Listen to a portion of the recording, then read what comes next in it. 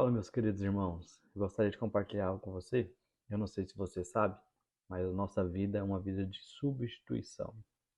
Nós somos substituídos lá na cruz do Calvário por Jesus e nosso dia a dia também é substituído pela mesma vida de Jesus. O interessante é que a Bíblia fala, e aí eu vou ler alguns versículos para você aqui, que lá naquela cruz, quando Jesus estava naquela cruz, não estava simplesmente pendurado ali o Filho de Deus. Quem estava pendurado ali naquela cruz era eu e você. Naquele momento, Deus estava matando não simplesmente o seu filho, mas Deus estava matando eu e você. Matando que jeito? Para o pecado.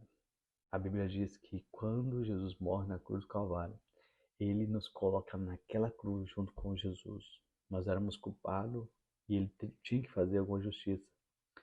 E Jesus recebe em si toda a nossa condenação, todo o nosso juízo naquela cruz do Calvário. Então, naquela cruz do Calvário, ali está morrendo Jesus Cristo, Filho de Deus, Deus homem, mas também está morrendo todos nós. Nós fomos mortos por nossos delitos e pecados. Ali morreu o velho homem, ali morreu o pecado, ali morreu a força do pecado sobre a nossa vida. Então, Paulo ele fala em Gálatas 2:20 o seguinte: Fui crucificado com Cristo, assim já não sou eu quem vive, mas Cristo vive em mim. A vida que agora vivo no corpo, vivo pela fé do Filho de Deus, que me amou e se entregou por mim. Eu fui crucificado com Cristo. Ele não está dizendo que estou sendo crucificado. Eu tenho que levar minha cruz e agora estou sendo. Eu fui, naquele dia, Cristo me colocou naquela cruz, né? Com minha culpa, com meu pecado, para pagar. Eu não tenho mais dívida mais. Você não tem dívida mais. Então o pecado ele perde a sua força sobre nós. E agora a vida que nós vivemos agora, nós temos que entender, nós temos que fazer uma escolha de viver também nessa substituição. Jesus nos substitui naquela cruz, recebendo a condenação em si. Mas agora no dia a dia nós também somos substituídos através da sua própria vida.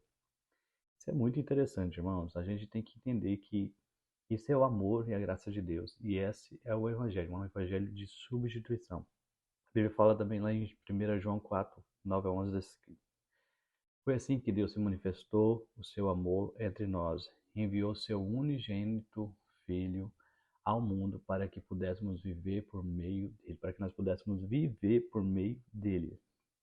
Nisso consiste o amor, não em que nós tenhamos amado a Deus, mas que ele nos amou e enviou seu Filho como propiciação pelos nossos pecados. Amados, visto que Deus assim nos amou, também nós devemos amar uns aos outros.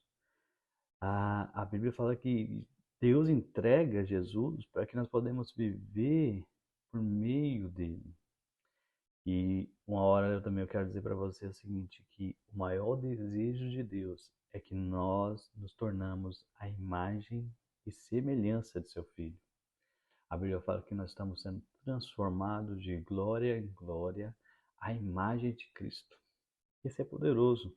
E eu queria que você vivesse nessa convicção, que você não vive mais no pecado.